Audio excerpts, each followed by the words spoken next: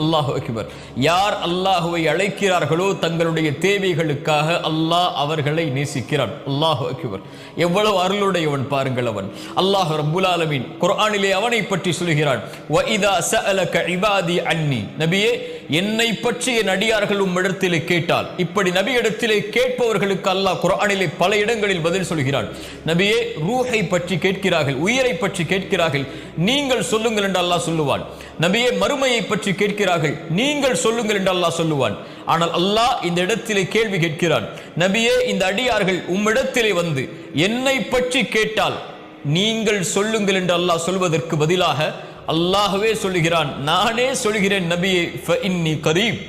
இந்த கேள்விக்கு பதிலை நானே என் அடியார்களிடத்திலே சொல்லுகிறேன், நீங்கள் இதற்கு பதில் சொல்ல வேண்டாம், நான் அவர்களுக்கு மிக அருகாமையில் இருக்கிறேன்.